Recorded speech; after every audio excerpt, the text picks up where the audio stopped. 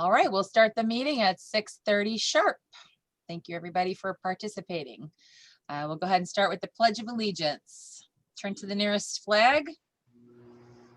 I pledge of allegiance to the flag of the United States of America and to the republic for which it stands, one nation, under God, indivisible, with liberty and justice for all. Thank you. All right, roll call, Miss Keeling. Okay, Anita Bernanke. Here. Mary Kay Cobb. Goran Davidovec. Here. Chrissy Estrada. Here. Kathy Fern. Here. Monica Moore. Monica Moore. No, she was Okay. not coming today. Oh, okay, thank you. Chad Nishibayashi. Here. Marianne Villasenor. Here. Chris Raguso. Here. Laura Keeling, I am here. Maria McDormand. Here. Amelia Mano. She's here, she's muted. She's Hi, here. sorry, I'm here. And Mark Grishaber. Here. Madam Chairwoman, we have a quorum. Quorum, wonderful, thank you. Okay, announcements. Let's see, the LSC elections are currently happening. If you are a parent and you have your contact information correct in Aspen, you should be receiving a paper ballot in the mail. They were supposed to have been received by November 6th. I personally got mine today, and I'm on a Google group with some other LSC members, and they have all said too that people have been just receiving them today. So keep an eye out for that. To be clear, you are only supposed to vote for 5 people in all categories combined. It's not all that clear. It's kind of clear, but I had the questions. I want to make sure everybody else knew that. As far as the timeline is concerned, staff members were also supposed to receive ballots at this point, right, Mark? Yes. Okay. And then, For the record, Mary Kay showed up. oh, okay, thank you. Mhm. Mary Kay's here. Great, thank you. Okay. On November 12th, then the Office of LSC Relations will send principals electronic ballots for the student election. On the 19th is our LSC election in person. So community members, unfortunately, they were not able to send paper ballots because there's really no way to tell email addresses for all the communities. So the community members have to vote in person. So that's on November 19th between 7 a.m. and 7 p.m. And also, just like in our recent federal election, if you have a mail-in ballot and you don't trust the mail, you are welcome to drop it off at the school on that day, on November 19th. Can we drop it off earlier, Mark? Yes. Okay, you can drop it off earlier, but the deadline is the 19th. Yeah, it'll be put in a safe. And then the mail-in ballots need to be in the school by November 30th. On December 4th, if there's a tiebreaker needed, a lottery will be done by the LSC and the principal. On December 16th, the board will appoint the elected students to serve on the LSC, which starts on January 11th. Again, all of these elections will start on January 11th. And the members will run through June 30th, 2021. The students will only run through June 30th, I'm sorry, 2022. The students will only run through 2021 because students are only elected for 1 year at a time. And then again, we all start our new term on January 11th. We will have to do background checks apparently at that point. Some frequently asked questions. What if I did not receive a mail-in ballot? Can I still vote? Yes, you may still vote. You do need to vote in person at that point. You should have a return ballot with your mail-in ballot to return. It's already stamped and addressed. And then if you are voting in person, you need to have 2 forms of identification. Acceptable forms are driver's license, state ID, voter registration card, Medicare card, permanent resident card, matricula consular, student ID, public library card, other governmental agency ID, a current lease or utility bill, a credit or a debit card, employment ID, court documents showing the name and address of the individual wishing to vote, or a city key ID. Is curbside voting available? Yes, the school will post a phone number outside the building. Once a voter arrives at the school, they can call the number and an election judge will meet them outside. The judge will confirm the voter's 2 forms of identification, ask the voter to complete the appropriate application, and then will give the voter a ballot. The voter will complete and fold the ballot and return it to the judge. And finally, can community members vote in the LSC election via mail-in ballots? And we just talked about that. Community members were not sent mail-in ballots. They can vote in person on the day. And again, that day is November 19th from 7 a.m. to 7 p.m. at the Varsity campus on Bryn Mawr. Did you get all that? Okay. All right, I need a motion to approve today's agenda as written. This is Anita, and I'll motion to approve the agenda. It's Chris, You're I'll so second. excited about your connection. You want to hurry up and motion. Thanks, Bruce. And then Chris is seconding. Okay, great. I'll roll call to approve the agenda, please. Anita Bernacki. Here. It's a yes or a no. Yes or no? Sorry, I was so excited. Yes. Okay. Mary Kay Cobb. Yes. Goran Davidovec. Yes. Chrissy Estrada. Yes. Kathy Fern. Yes. Chad Nishibayashi. Yes. Marianne Villasenor. Yes. Chris Raguso. Yes. Laura Keeling, yes. Maria McDormand. Yes. Amelia Mano. Yes. Mark Grishaber. Yes. It is unanimous. Great, thank you. And then approval for minutes from last meeting, October 13th. They were all emailed to you, or actually they're all in the Google Drive available to the Taft LSC. So do we have any addendums, changes, or can I get a motion to approve them as written? It's I Chris. motion Motion to to approve approve. the minutes. I'll second it. Okay, so Chris's motion and then Maria is second. Great. Roll call to approve. Okay, Anita Bernacki. Yes. Mary Kay Cobb. Yes. Goran Davidovec. Yes. Chrissy Estrada. Yes. Kathy Fern. Yes. Chad Nishibayashi. Yes. Marianne Villasenor. Yes. Chris Raguso. Yes. Laura Keeling, yes. Maria McDormand. Yes. Amelia Mano. Yes. And Mark Grishaber. Yes. It is unanimous. Thank you. Just there was a question in the chat. Do academic students have a vote for the student rep? That is a yes, correct? Yes. Okay. Okay, I'll make sure. All right, reports, Mr. Grishaber. Okay, welcome, everybody. I'll start with the principal report, and then we'll go to the budget numbers after this. So competency A, we continue to have weekly TCT meetings with all staff. For anybody that's new out there, doesn't know, maybe for Amelia, TCT is teacher collaboration teams. And so we meet every week with the staff or with the TCT teams. We continue to have freshman and sophomore weekly house meetings. Held staff professional development last Friday, November 6, 2020. And we are one of the only 2 schools in our network where our FOT, which is freshman on track, and our sophomore on track went up this year. All the other schools went down on an average of, let me see. Let me share screen, I'm sorry. Oh, I just did. That's okay. Can you see it? How about now? I'm sharing. We're good? Oh, Let me- I was actually already sharing it. So, Okay, I'll put mine up, okay? Because I can go Okay. up and down on it. Okay, All right. thanks. And again, we're one of the only other schools. All the other schools in our network 14, which I believe is about 18 or 20 schools, all went down a little bit. Usually the average that they went down was about 2 or 3%. We're the only one where everybody in the network is like, wow, what are you guys doing over there?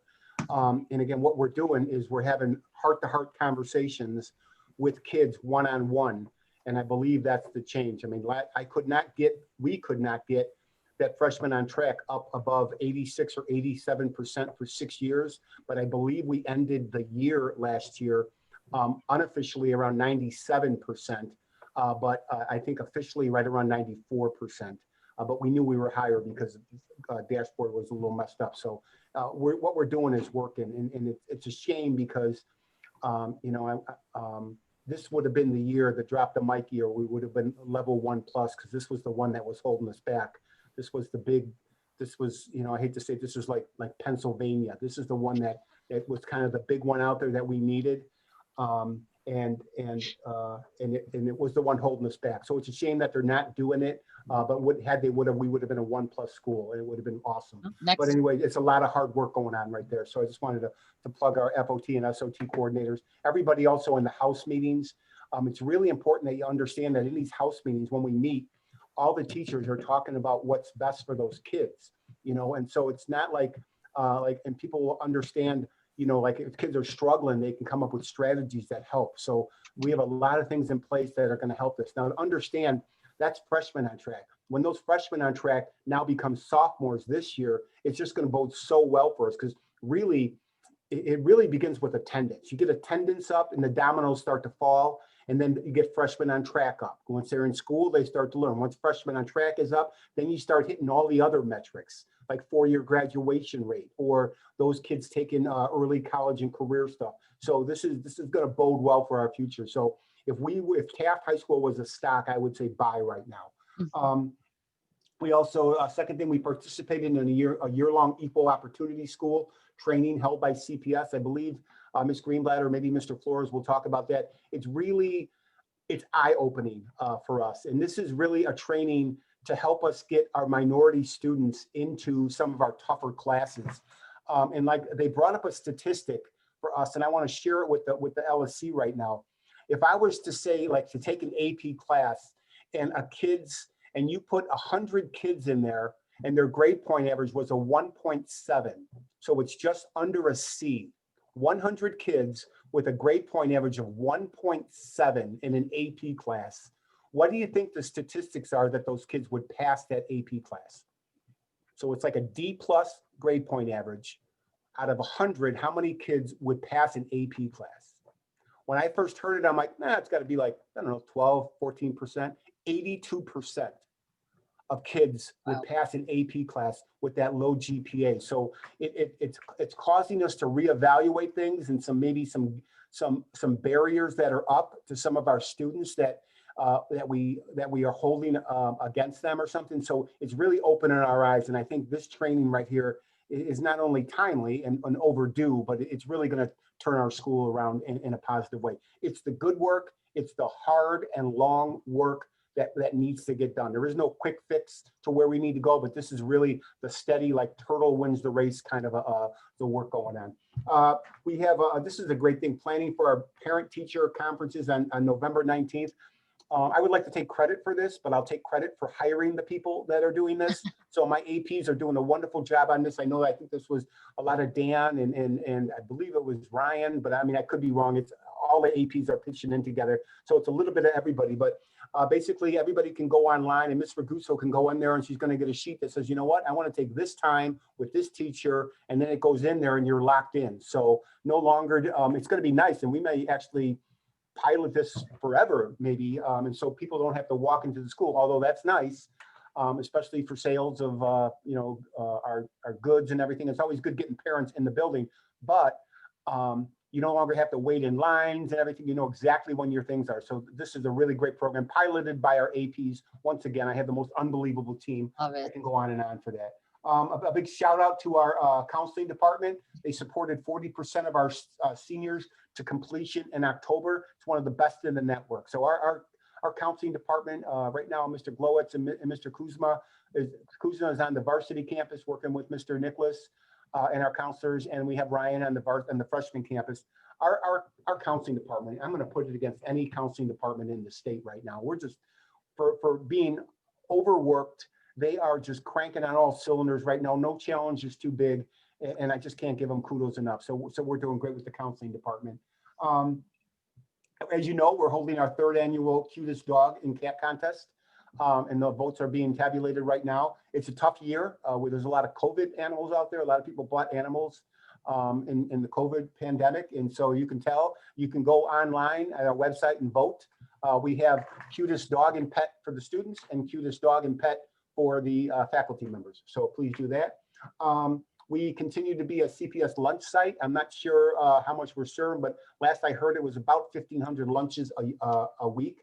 And the next one's really exciting. And this is one of the best things I've heard that we've done in a while. And I don't really, the longer I do this, I don't really get too excited about things anymore. I mean, I'm excited, but this is really, really good. We're starting a student congress, okay? And just the thought of that right there, student congress, especially with the relevance right now. And I think all of our kids really tuned into what's happening in the world. Again, our mission is to educate global citizens. And so we're teaching them about that. But Ms. Greenblatt's going to go on about that a little bit. And she's going to give you the intricacies of it when she gives her CIWP report. Really exciting news. It's going to bring our student voice to the next level, I believe. And I think we're going to be the model for other schools to emulate what we're doing.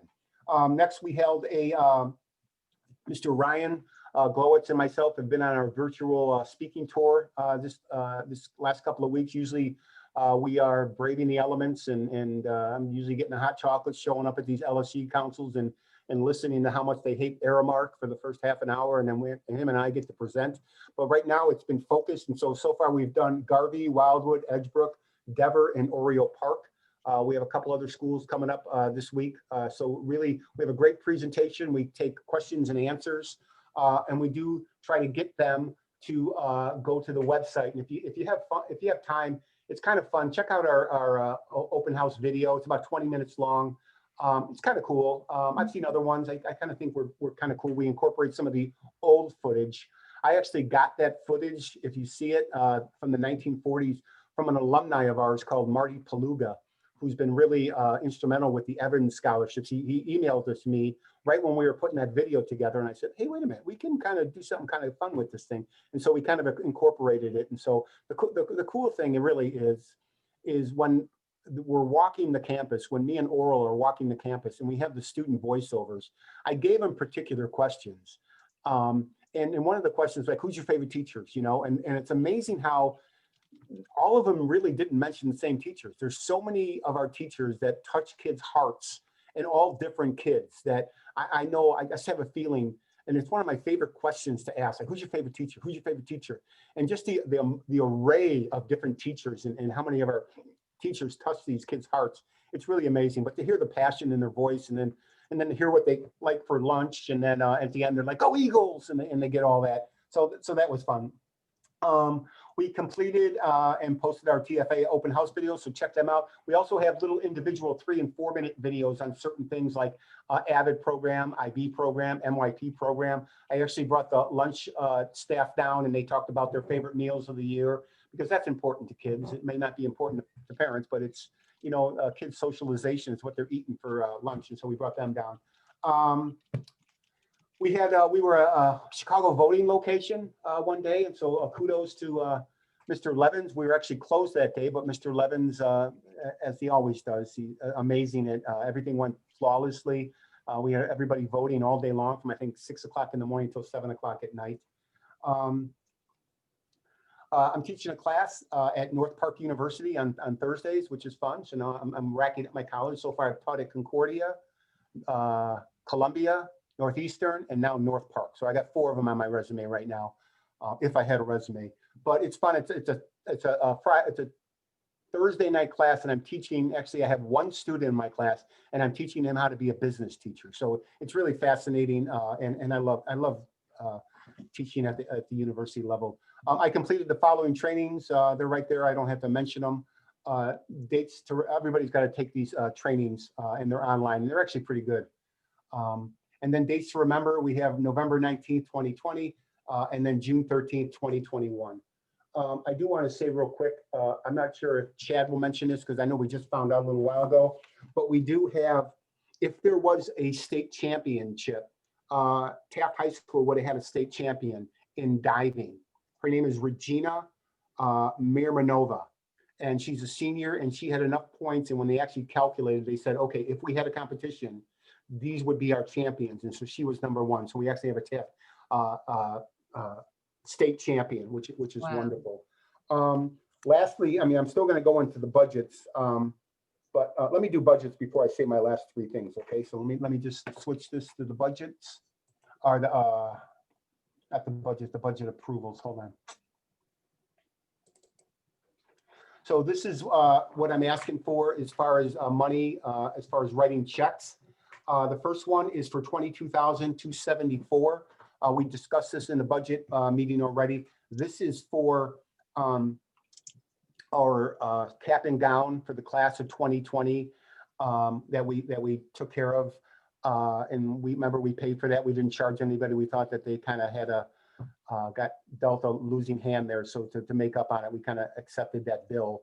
And don't forget, that cost us $22,000. But for us not being in school, the last 3 or 4 months of school probably saved us $50,000 or $60,000, because normally spring sports are the most expensive, have the most buses and everything like that. So I know it costs us $22,000 that we're paying right now, but we saved about $60,000 because we didn't incur expenses.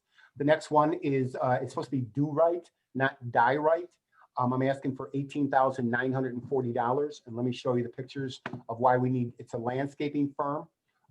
Let me go back here and show you why. This is our field at the varsity campus, okay? So this would be right behind the shortstop on Pildes Field over there, the baseball field. That would be, so that's kind of the best that we have over there. Let me go to the next picture. As you can see, this is from kind of almost at the varsity at the varsity field looking back.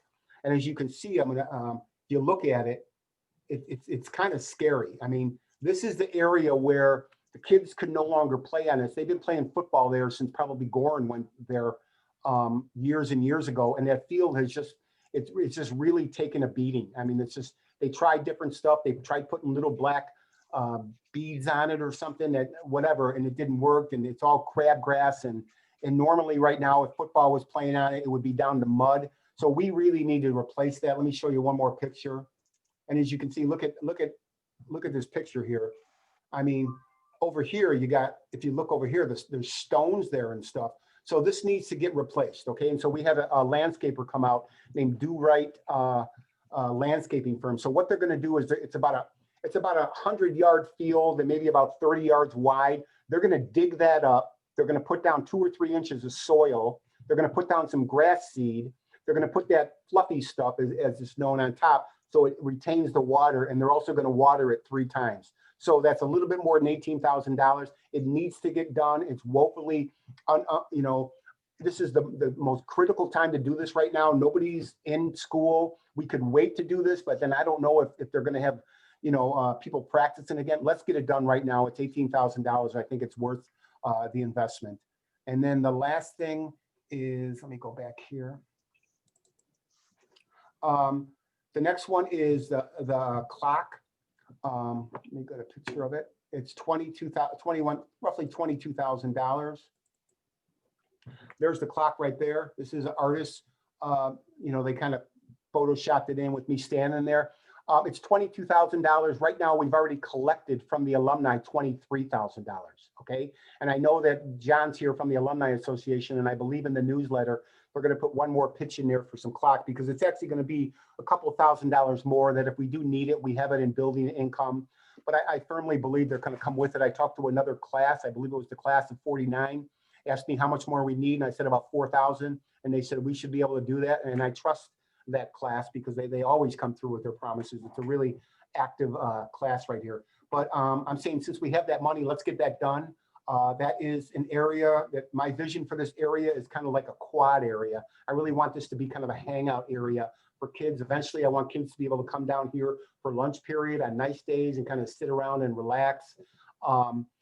And I just think it's a really nice area. Much like if anybody's ever been to Illinois State University, they kind of have a really big quad. This is kind of a little quad for us. And I want it to be known for years and years, you know, the quad. Hey, I met my wife on the quad, you know, and whatever. I mean, I want it to be like a new tradition for us. So that's $22,000. We already have the money in there. So those are the checks that I need for over $10,000. Before I go on, let's just dissect this little by little. Does anybody have any questions on this? Just to let everyone know who just joined us for this meeting, we did discuss all of this at our budget meeting, which directly preceded this meeting. Okay, I'll move on. Budget transfers. At the beginning of the year, as you know, CPS didn't believe us that our population was going to grow as big as it did. We had a couple of appeals. They originally gave us appeal for 100, then they gave us another appeal for, I think, 250. They still undershot us, even though I think we said we'd come in at 96.42. Right now, we're actually at 96.64. So, but at the beginning of the year, we didn't have a lot of money because we needed to fill, number one, positions first. We needed to get teachers in the classroom, but also number two, I needed what we call seed buckets, which means, there's a lot of things that we do around the school that have like a bucket or kind of like their own little personal checking account or savings account. So I put minimal amounts in those buckets, knowing full well that when we did get our 20th day bump this year, which was about $260,000, that I could replenish it. So right now it's time to replenish some of those buckets. So I'll go down on them individually. So the first one, we need $1,500 in postage. We have to replenish that one. Teachers extended day. We needed, I just put a little bit in that. We have $24,000 in that. I have to replenish that. Clerks, ESP, SECA for the SCCA for the summertime, $27,000. I guess it's really important because it has $2 signs in there. But we need to clear those negatives because a lot of that money is spent already. But again, we just seeded a little bit, so it went negative, which you can because we have more in the checking account. It's kind of like, but now we need to clear out that negative. The substitute bucket, like I told the budget committee, this is the one that stood out for me. And I called Mr. Charles in my office and said, what's this 16,500 substitute? What are we getting substitutes? What I didn't realize, and it did make sense to me, is that right now we have two substitutes that are covering two classes. One is an art class and one is a Spanish class. So we're really close to hiring the art teacher and the Spanish teacher. But in the meantime, a big thank you goes out to Miss Vitas, Emily Vitas, Mr. Vitas's wife, who has an art background that's been helping us in that art class.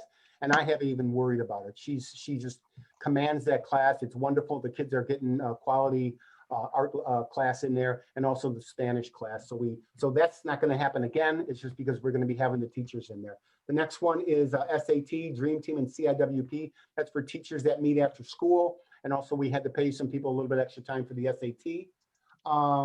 Then we have clubs and extracurricular activities. Like I told the budget committee, I believe in the CTU contract, teachers are allowed, I think 250, 260, somewhere around there, dollars for a club. We actually pay them more.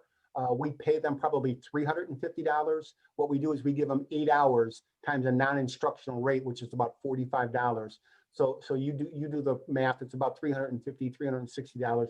Well worth it, because if you know anything about clubs, no one's putting in 8 hours. They're normally putting in, and that's all they get paid for. So they could meet 30 hours and only get paid for 8. So the fact that we're giving them a little more money than we have to, I think, clubs are what a lot of kids, that's a lot of our kids' lives are those clubs. And they may do okay in the classroom and they may do well, but a lot of them are here for our clubs. And so I think it's really important to keep that going. And the last thing, we had some technology bucket that we needed to clear out. We had some, we're got to buy like extra Chromebook fixings and some cameras and some other things that we needed for technology. So right now we needed to clear all those budget lines out. And so that's the end on the book transfers. Any questions on the book transfers? Wow. Again, we discussed all these at the budget meeting, just preceding this one. And I'll just say, I think it's amazing that we started all these meetings today and it was summer out, and we're going to end, it's going to be winter out. It's really weird out there. But okay, last thing I want to say is just, I want to give just a heartfelt thank you to Chad and Marianne. I know this is their last meeting as LSC reps. It's a tough job. I don't think people realize it until you get on the LSC to do the job right, which I know we have. done it right. They just given of themselves, especially sometimes teachers get to hear it from the other teachers, like, what about this? And they get earfuls sometimes. And so I just want to thank them. They don't have to do this, and they step forward, and I do appreciate their leadership. Lastly, Mr. Gorin, he's like a brother to me. He's going to be off this time. And this is his last meeting. I can't believe that. I always thought he'd be part of this. I thought he'd be like 80 years old, and Gorin's still on the LSC, but he's chosen a different path, and I do appreciate that. I do know that I wouldn't have this job had it not been for Gorin advocating, and I do understand that. So I can thank him. Other people can blame him, but I thank him for this, for what he's done. We've always had fun together, but we've disagreed. But one thing we've never, ever disagreed on is that we both understand this is all about the students. So I could go on and on about Gorin, what he's done for this LSC, but I believe this school is in a better place because Gorin was on this LSC since I've been here in years before that. So just a thank you, Gorin. I had to say that. I'd be remiss if I didn't. And to you, my friend. Okay, and that's all I have. And that's it. So any questions at all? I'm going to stop sharing. Okay, very good. Thanks, everybody. All right. I think we still have, not to be anticlimactic, but I think we still have one more meeting with them in December. Oh, we do? Yes. All right, I take all that You stuff could say it back. again. Yeah, because he may blow it at the end there. I don't know what he's going to do. So. Thank you. All right, so there's no more further discussion. Can I get a motion to approve the budget transfers and the checks that need to be written over $10,000 as discussed? I make a motion. That was. Ma'am, Okay. Can we separate a couple things? Can we separate the due Okay. right from the rest of the vote, please? Okay, so I think there was some concern on that, so I just like to separate that in the budget. just and the go do ahead. right one? Yes, that's the one that I'm suggesting. Okay. Let me continue real quick because I think I know where Gorin might be going with this, but I want to give everybody a little bit of backstory here. So with that internal accounts that we talked about, we have about probably after we fill the buckets of again what we need, we probably have about $400,000 left in the accounts in not internal accounts, but the 115 funds. What we're going to do with that is we're going to hire that art teacher we need. We're going to hire that Spanish teacher that we need. We're going to fill those buckets that we need. We're going to look for a conflict resolution specialist because both of our deans went into the classroom. So we need a little help right now, especially now when it's amping up just a little bit. I think kids are getting stir crazy, so they're acting loud a little bit. And by a suggestion of the budget committee, we've also agreed to try to look for a social worker with the additional funds. Anything we have left over, we're going to try to look for some of our core classes. If we can get an all-star teacher halfway through the year, we're going to bring them in and lower some of our class sizes because we know we're going to need them when we start next year. Because next year is probably going to be I think it will be our last bump in our enrollment. I think that's our last bump next year with about 150 to 200 kids, and after that it's gonna taper off, and we'll be right around $4,200. But so we're gonna be putting us at that. But by the suggestion of the budget committee, we're also gonna look for a social worker also. So I just want to put that out there. Thanks. Okay, Gorin, did that answer any questions for you, or would you still like to bring that out? I'd like to Still make, separated. Yeah. please.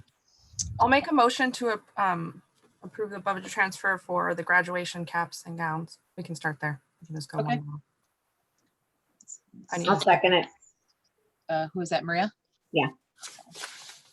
Okay, roll call for the graduation diploma cover. Dokily dokily. Anita Bernacki, Yes. Mary Kay Cobb, Yes. Goran Davidovak, Yes. Chrissy Estrada, yes. Kathy Fern, Yes. Chad Nishibayashi, Yes. Marianne Villasenor, Yes. Chris Raguso, Yes. Laura Keeling, yes. Maria McDormand, Yes. Amelia Mano, Yes. and Mark Grishaber. Yes. Okay. Unanimous.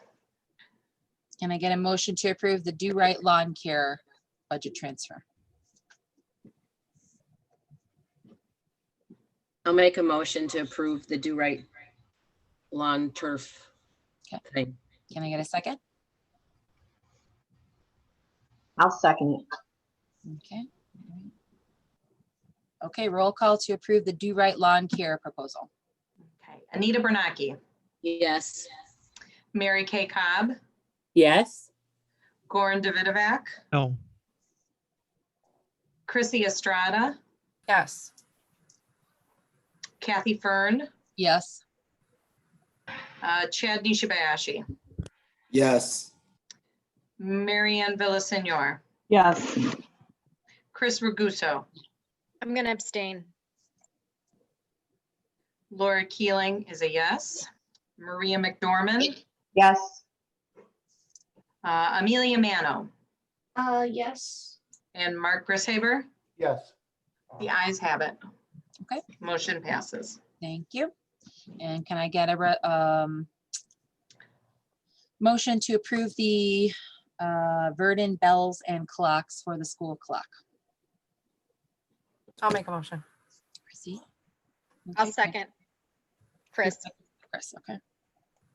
Okay, roll call. Okay, Anita Bernacki, Yes. Mary Kay Cobb, Yes. Goran Davidovac, Yes. Chrissy Estrada, Yes. Kathy Fern, Yes. Chad Nishabayashi, Yes. Marianne Villasenor, Yes. Chris Raguso, Yes. Laura Keeling, yes, Maria McDormand, Yes. Amelia Mano, Yes. and Mark Grishaber. Yes. The ayes have it. Great, thank you, everybody. And then can I get one final motion to approve all of the budget transfers as described? I make a motion to approve. Okay, Maria? I'll And Meg. Second is Chrissy? Sure. Roll call? Anita Bernacki, Yes. Mary Kay Cobb, Yes. Yes.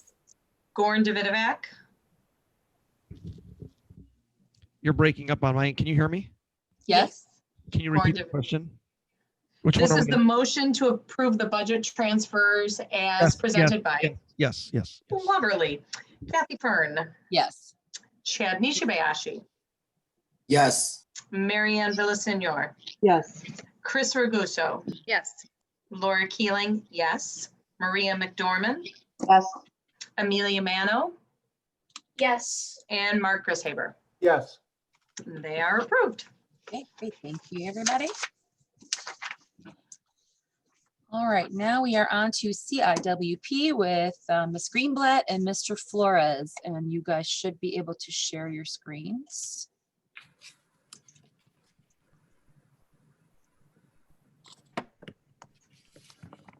There we go. You can see it just fine. Yeah, great. Thanks, everybody.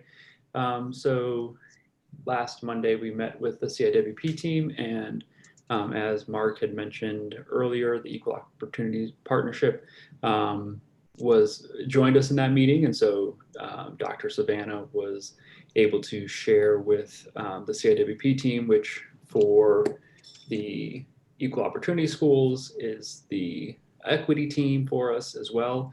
Once we get the survey closed on the 6th, and once we get all that data back, basically what we will get is a kind of scorecard for every student that filled out the survey, and that will help us to determine which students should be in advanced classes, either AP classes or diploma level classes. So again, this is just an additional tool that we will use to continue to push rigor for all students.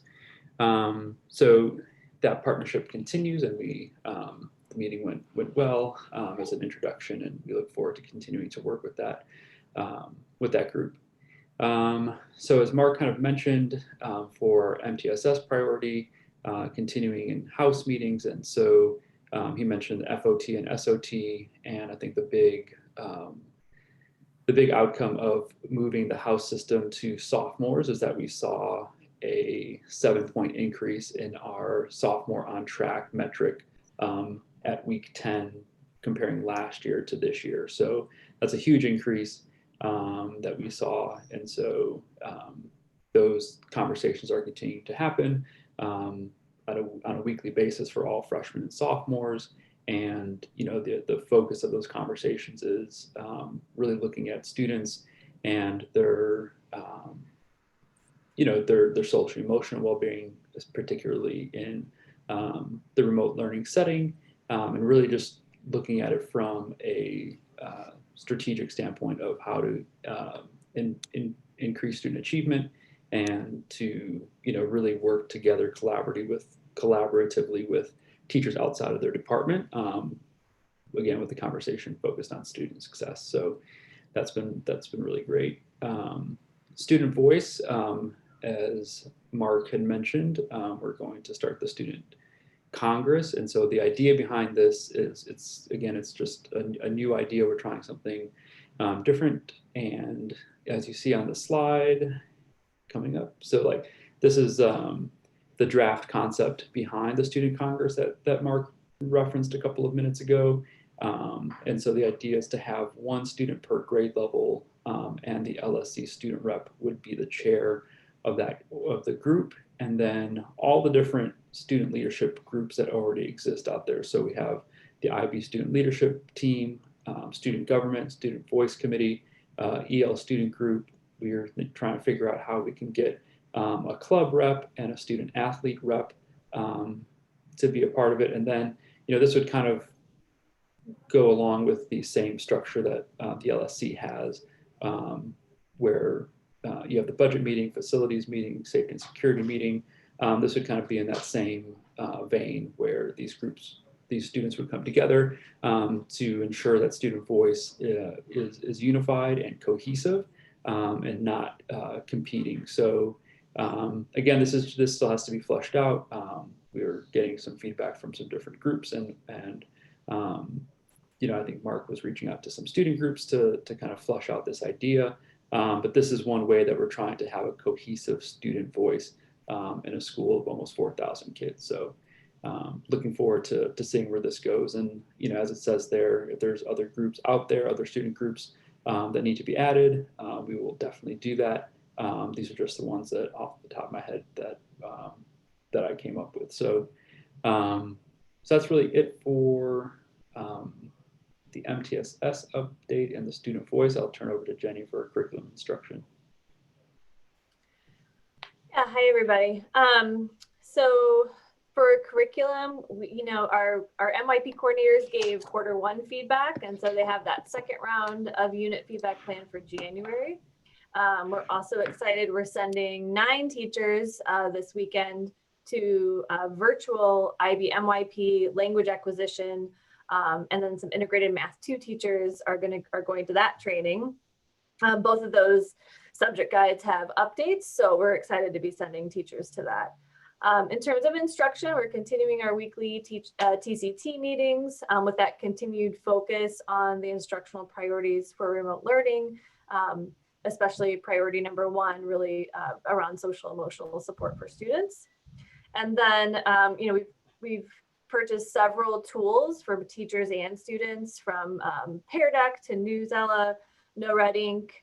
We've just this week purchased Cami, which is like a PDF annotation, and then we are working on Padlet. So quite a few tools there to help support remote learning instruction for both teachers and students. So that's our CIWP update for this month. Great, thank you. There is some questions in the chat regarding what you guys just presented on. Ms. Neese said, how is feedback being elicited from student groups? I am the teacher sponsor of Student Voice Committee, and they have not been consulted. Yeah, we're reaching out slowly through, again, like I said, this is a 1.0 draft of this, and we're just starting the process of reaching out to different groups. So Ms. Neese, you will be hearing from us shortly. And to Ms. Mono's question about when this will be put into place, hopefully this is something that we can get kicked off by second semester. Mark, I don't know if you want to jump in. No, I think it's, I think it's a great idea, and we talked about it. It's kind of like this. I kept saying I'm so excited about this. It's one of those ideas that I'm really excited about, because I mean, anybody that knows me, the first thing we did 7 years ago was give the kids student voice, and they wanted take away the uniforms, take away. I'm like, I'm not taking away anything. You're going to use your voice to take away the uniforms. So we've always advocated for it, but I think this is a way that we can really give the student voice like an amplifier here. And so kind of like the vision, and I'm not, and you know, I've loved all of our student reps over the years, the last 6 or 7 years, but it seems sometimes that when they make their report, it's kind of like they're talking to their friends or just a few people involved. And those are all really good things that we need to hear. But this way, I believe our student rep can actually hear from each one of those groups and report onto what they're saying. And so it gives our LSC student rep the voice of many voices instead of them reaching out to, and I'm not saying they didn't do it a lot, but instead of getting a couple, you know, at best, maybe anywhere from 20 to 100 kids that you know that might approach you, you're actually getting a lot more kids in here. Much like Anita would report on, you know, the Friends of Taft, the PTSA, and the Alumni Association, although John's here and he usually does the Alumni Association, it would be the same thing for our student rep as far as echoing the student voice directly to the LSC, which we need. So this is what I'm really excited about. And I'm also excited about having breakfasts with them. Like I would love to have breakfast with the student voice committee and all the sponsors. You know, I used to have breakfast with the principal all the time with the seniors, juniors, seniors. So now we can develop the voice, you know, with this. I think it's awesome. I really do. And I really believe this is a great model that we've come up with. And I wish I could take credit for this, but I hired the guy that came up with this. So Eric, and I think Jenny came up with this. So nice job on that. So yeah, I think the other thing too is just, you know, being such a large school, just trying to create as many leadership opportunities that we can for students is key to the CIWP priority of student voice, civic engagement, right? So it's like that civic, getting students civically minded to be able to have these opportunities, to have these venues, to have these conversations is everything that we need to live out our school's vision. So. And I'll just share this with you. I might have shown it before, but when I was at a different school, we had a kid that had a 4.5 GPA and he had a 36 on his ACT and he applied for Harvard and Harvard turned him down. And I gave him a letter of recommendation and I called Harvard and then I said, well, why are you taking this kid? This kid's got like the best of the best. He said, hey, Mr. Grishaber, everybody has that at Harvard. What else is he doing? Where is he volunteering? What other groups are he involved in? So I was just going to say that, Principal G. Yeah, I want to echo. I think that this is just very exciting. Yeah, But I think too. I have my first senior experience here at Taft at all. My first kid, my oldest kid's a senior now, and we're going through this college experience. And that is just so point on, is that you guys are creating an opportunity for our kids. You're giving them an advantage so that then when they apply on this common application, they have that extra little something that the colleges are looking for. So Right. I think that's super important and a very important part of this process, Mr. Flores and Ms. Greenblatt. So thank you for coming up with the structure, other means to market themselves to colleges. It's really terrific. Thank you. It really is. And that's why they're co-APs of the week. So I just wanted to thank them very much for that. Wonderful. Thank you so much. It's a wonderful presentation. Good to see. Okay, moving on to committee chair reports. We have Budget Finance Committee, Ms. Estrada. We had the budget meeting prior to this. We discussed all the items and all the budget transfers and things that Mr. G went over. Nothing further at this time. Okay, thank you. Facilities Committee, Ms. Raguso. Thank you, Madam Chair. We'll start off at the Taft Freshman Academy. Very exciting news. Mr. Levins reported that our pathway, I like to call it the Salt Dome pathway, is well under construction. The cement path has been laid. The landscaping's underway. Lighting is being installed. This, as those of you who've been involved in the LSC for the past 2 years know, that this has been something we've been fighting for as a means of ingress, egress to the Freshman Academy.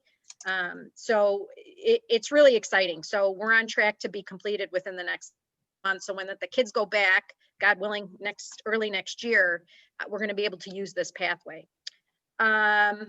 Exciting news on the athletic field. The sod is beautifully growing in. again. So when the kids get there, hopefully January, February, you know, they're gonna have actually a beautiful field to be looking at, not a construction ground. To, you know, lose the momentum with all the good news at the Freshman Academy, we did have a roof leak there, but Mr. Levens assures us that it was repaired, it's being monitored, and everything seems to be okay. Moving on to the varsity campus, more exciting, very exciting news. Our library has pretty much been gutted. The carpeting has been ripped up. It's just a shell of a room right now, which is super exciting because it gives us the opportunity to space plan, and really create a showpiece. Thank you, Principal G. It's a blank canvas right now. So Mr. Levens is meeting with the architect to discuss space planning. And we really drove home in the facilities meeting that we see this as an opportunity to create a showpiece of a space for the varsity campus, and really start as we redesign spaces in the varsity campus to just hit it out of the park and make it a place that all students are proud of, because all students go to this space. So it's important we get it right. Mr. Levens and Principal G are coming up with really cool ideas how to redesign the space. We had some roof leaks at the varsity campus too. They're being monitored, and after today, we'll know if they're leaking still. Mr. Levens is monitoring that. We continue to work in the boys' locker room, how to deal with the water flow, the temperature and everything. So that's an ongoing project. Our outdoor lights are now on the correct timing so that they light up appropriately, and there's enough lights from a safety perspective around the perimeter of the buildings. And this is cool too. Mr. Levens is reviewing. Remember, we had that fiasco last year. Who did we play? Was it Lane? Boys basketball? We played Lane. Yeah, we beat Lane that night, or we played them and then we beat them in the rematch. Yes. We had a little issue in the gym as far as temperature control goes, because it's just, we can't it's archaic, the system that we have. So Mr. Levens is meeting with the architect as well to sort of devise a plan how we can fix it. You know, there's no money allocated yet, but it's critical that we at least have a plan prepared in case of day that, you know, CPS tells Principal G, what, you know, we want to give you some money for that, we can be ready to go. So really great things in facilities. We did talk about the safety of the school, and I'm going to keep saying I want my kids back in school. So as soon as we can get them back in, both, and I think Principal G, I was very endeared giving your story, because yeah, if we can't compromise you, and if you feel comfortable going into the facility, it speaks volumes for our teachers and our kids and all the staff. Respecting that this is a scary time for everybody, but Mr. Levens assures us that he's never seen the school as clean as it's been. And I don't know if you guys have read the report that CPS sent out. Taft passes with flying colors. So we're all set. We just need a date to get our kids back in school, at least on a hybrid. And that was it. It was a great meeting. I'm very excited about the projects we're working on. And that concludes my report, Madam Chair, in case there are any questions. Questions, anyone from the LSC? Okay, great. Thank you so much. Safety and security, Ms. McDormand. Hi, good evening. We met earlier today at 2:30. There isn't much of a change from the last month. Ms. Hinman went over the misconduct report, which is also in Google Drive, and I did send it to all the LSC. There were only maybe a couple more added on since the last report that was from September 8th through October 9th. So that's good news. I mean, obviously we're not in school, so the numbers are pretty low. It's been the same. Most of it has been students being disruptive during class. Right now, they have a ton of behavioral health team referrals. They're meeting every week to stay on track, which, you know, due to the fact that the kids aren't in school, there's just been a lot of, obviously, you know, some stress and anxiety about it. So they are getting a ton of referrals. Again, they mentioned last month that one security officer did resign, went to work with the city. The security officers are still not able to do their regular duties, but they're doing a wonderful job just helping out everywhere they can. They did a lot of help with removing materials from the library. They've been picking up garbage. They moved the sled that's been, I think Mr. G has set out there for a while. Was it 3 years? They're helping with SAT placement, Chromebooks. They've been really flexible with their schedule, so they're doing a great job. And we can thank Hector. He's been so very implemental in working with all the security. There's been a little bit of cyberbullying happening on social media. Ms. Simmons spoke about it last month with the Instagram accounts. They're doing the best they can. The most they could do is just report it to Instagram. They're just doing anonymous accounts where they're shaming kids, shaming students.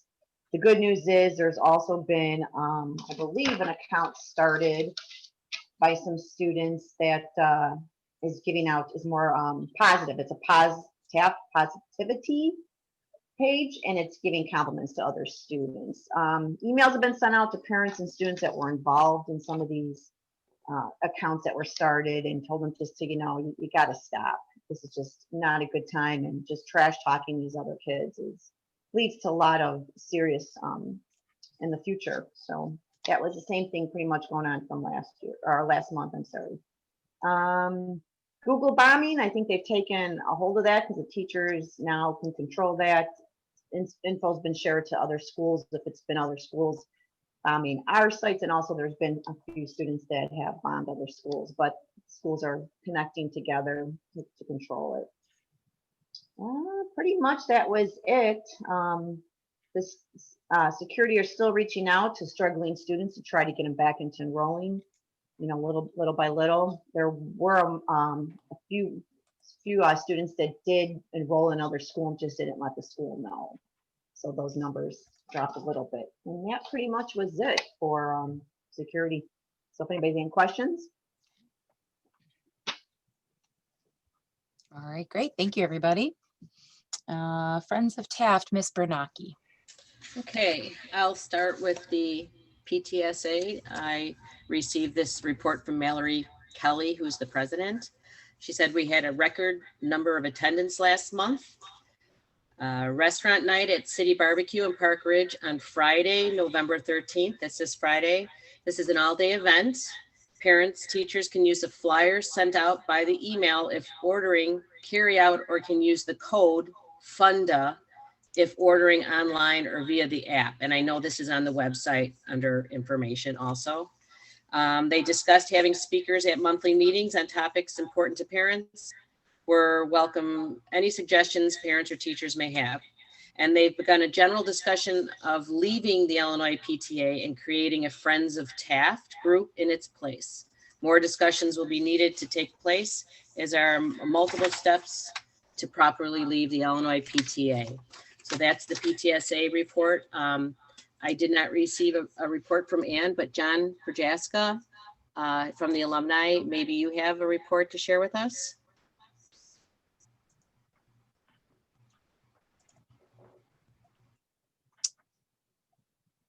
You're muted, Mr. Prochaska. There you go. We got, I think I may have mentioned this last month, we had 3 new board members. We've been critically short board members for about 3 years after a few of the board members had been scared off. And we got some people that are, nearby in the community, and hopefully we'll start to make a mark. And that's the major thing, is we've finally gotten ourselves reorganized. Thank you. Thanks, John. Thank you. And that's the end of the report for me. Okay, wonderful. Thank you. Athletics, Mr. Nishibayashi. So at this moment, there really isn't much going on. Obviously, we're dealing with some unprecedented times here. But we have 4 low contact sports going on, which are bowling for girls and boys, dance, cheerleading, and I can never remember the last one. But it's again, it's a low impact sport. And again, all are still being very active with those. However, that basketball session got pushed back. So originally basketball was going to start in November. It's no longer going to start in November. They actually pushed it back to the spring season, or what they technically are calling the spring season, which is February 15th. And that'll be the same time as football. So that's kind of the discussion within IHSA. I know CPS is a whole nother discussion. And that's something that I guess we'll kind of see as things kind of maybe get better in the future. Hopefully CPS will kind of make the decision as far as allowing us to play. But as far as I understand, CPS has kind of been away from the idea of allowing basketball. Okay. But I would imagine that's most of what people are concerned with. But yeah, there's not really much. As Mr. Grishaber said, Regina also, I did not know about that, but Regina is a phenomenal student. I had her for AVID class as a freshman. So she was one of my students. So I'm very proud of her. It's amazing right now. That'll be it. That's it. Okay, Miss Devine also said Academic Center cross country just ended, second for the girls and fourth for the boys. Mr. Gloat said pom-poms is the other winter sport being offered, multi-year city champion Poms team. Wrestling was also pushed back to the summer. And Miss Devine said Lucas Scadoni rocked the unofficial state cross-country meet. Congratulations, everyone. I'm gonna put it out there right now. We're in the minor discussions right now, for holding the city championship wrestling match on the varsity field. So again, that we're in preliminary discussions right now, but we're going to be out on the field hopefully for varsity wrestling. So we're talking about that right now. Whether or not that happens, I don't know, but it should be interesting. We're thinking out of the box.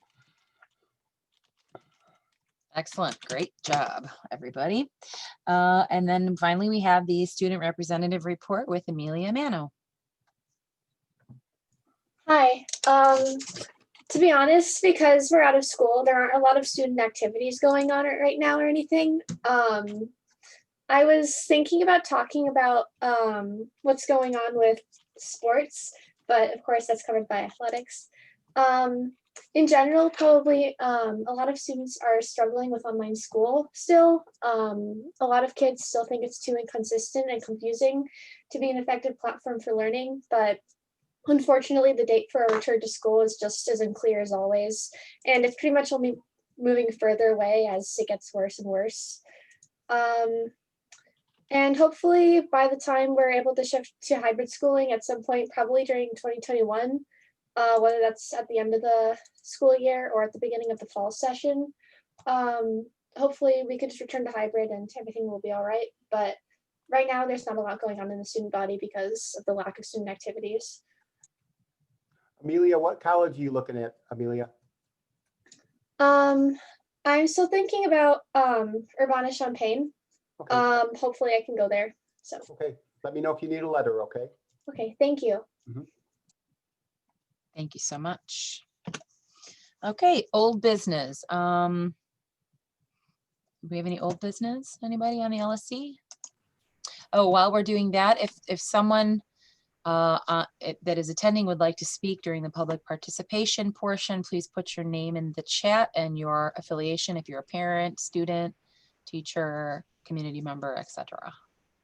Can I just say real quick too, if I know a lot of us are affiliated with our elementary schools out there, but if you know of any elementary school that would like Ryan and myself to give a presentation to, we can definitely do that. I mean, Ryan and I think have done 6 or 7 in the last couple of weeks, and Ryan's just doing a fantastic job. You know, another reason why he's co-AP of the week. He's just doing a great job. So thanks, Ryan. What about PPLC? Oh, yeah. We Oh, I skipped it. Miss. My goodness, I'm sorry. PPLC, Mr. Nishibayashi or Ms. Villasenor. Give me a second. Sorry about that. That's okay. That's why I typed it in there. Can I just go over the report? Okay, I'll go quickly. So for recommendations for the budget, there was some discussion about some supplies needed still for the remote learning.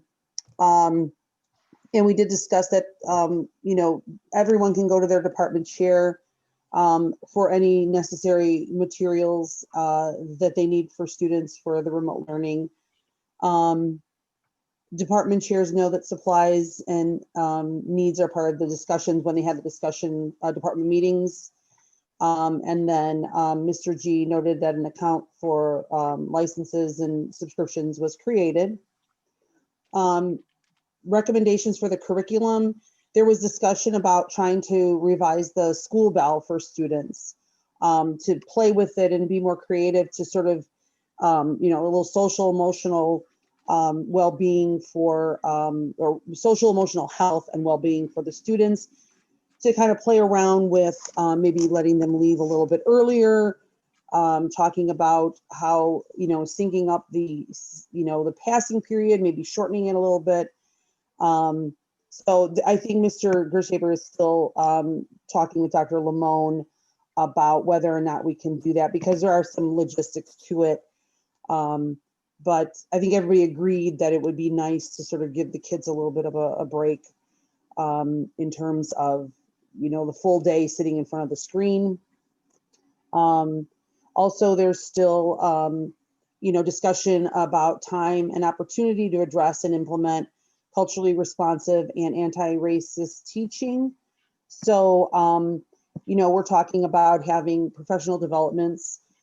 Still, they're looking at possibly January 13th, having a number of different vetted presenters so that teachers can then decide which, you know, sort of which presentation they want to go to, but still to keep this discussion going throughout the school year and have that teaching be as current and upfront as possible. For the CIWP, so a recommendation of, or a list of supports for House TCT department leads in weekly meetings. I recommend that teacher leads be able to develop meeting agendas based on the needs of the teachers within those teams. So again, Mr. Gershaber said that, you know, whatever the TCT needs in terms of whether they're supporting a new teacher, or if it's just, you know, anything within that TCT or that department, that the lead can go ahead and make adjustments in order to best help their TCT. And then also, you know, sharing out some things for the rest of the school. You know, if there are creative things going on, or a lead is doing something very creative or talking new topics, you know, Mr. G mentioned for them to be sharing out some of that new information as well. There was a recommendation for House and TCT meetings to flip so that freshmen might be on one day and sophomores on the other day, like a Tuesday, Thursday split. Mr. G said he would review it with the admin team. Ms. Taylor was sort of explaining, you know, why it was sort of, they were requesting it so that the resources can be shared better and more efficiently. Also recommendation for providing staff with real-time workshop training offered throughout CPS, OSEL, that's the Office of Social Emotional Learning, Social Science and Civic Engagement departments. So again, everybody agrees that social emotional learning is very important, and that on the we have a thing called the Knowledge Center where teachers can go and they can look up learning. If they find, Mr. Gershaber said, if anybody finds something on the Knowledge Center, that they can share it with admin, and then, you know, kind of request that to then also be shared with the rest of the staff. There is a procedure to request this info. Mr. Glowacz, you know, encouraged teachers to share, and Mr. Levins just made it a point to make sure that proposals were submitted properly for that. Then recommendation for a support group to be created to inform, like, and support new staff members and the teacher mentors.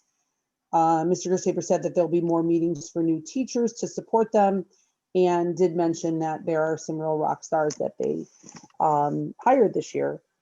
There was no public participation, and Mr. Nishibashi then adjourned the meeting. So that is it. Real quick, a couple of clarifications. We do have 38 new teachers this year. So we just had a meeting with them on Friday. It was a really productive meeting. We talked to some good stuff, but we're going to have more and more meetings with them. Right now, I'm gathering kind of care packages for all of them. I'm going to have them pick them up where it's got some Taft swag in there, maybe a ream of paper, some other stuff for all of them. But also, I was going to let the PPLC know that February 5th, we're going to carve out some time for the PPLC to have their presentation. And so I'm looking forward to hearing what plans they have, but we're going to give them some time on February 5th. Mr. Grishhaber, was that 38 new teachers? Yes, 38. Thank you so much. Uh-huh. It brings us to 238 right now.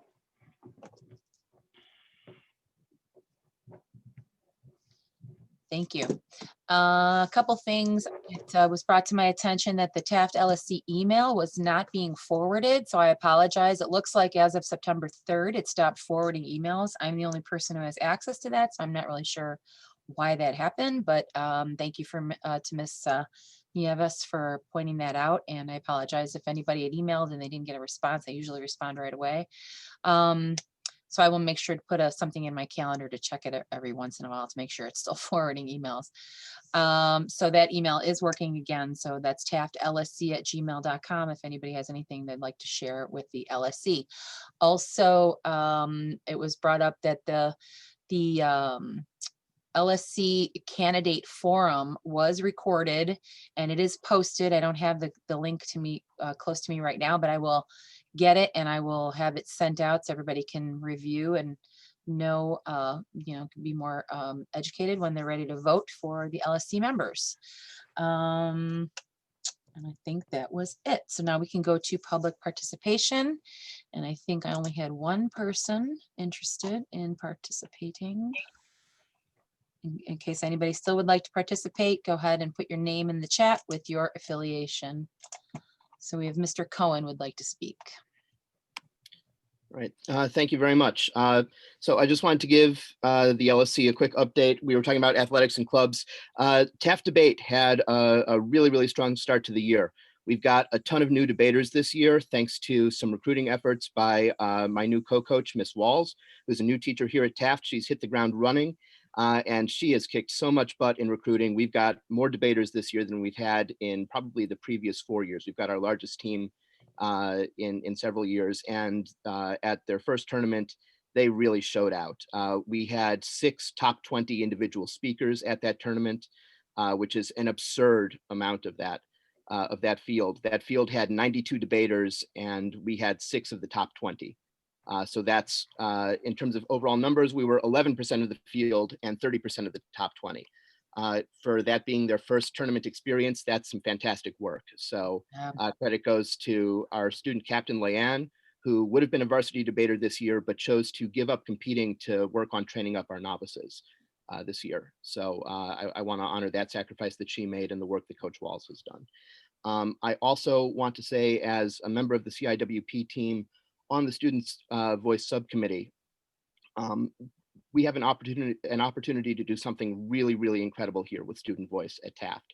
I know that going forward, we're going to be communicating with each other clearly, and I just want to suggest that it would be good as we move forward to more actively solicit the input of folks who have been doing Student Voice at Taft and who have been in that fight and have some experience with it. Communication and dialogue can only help us going forward. And it's important to honor those folks who have been doing the work, and that we will continue to honor those folks, I have no doubt. So thank you.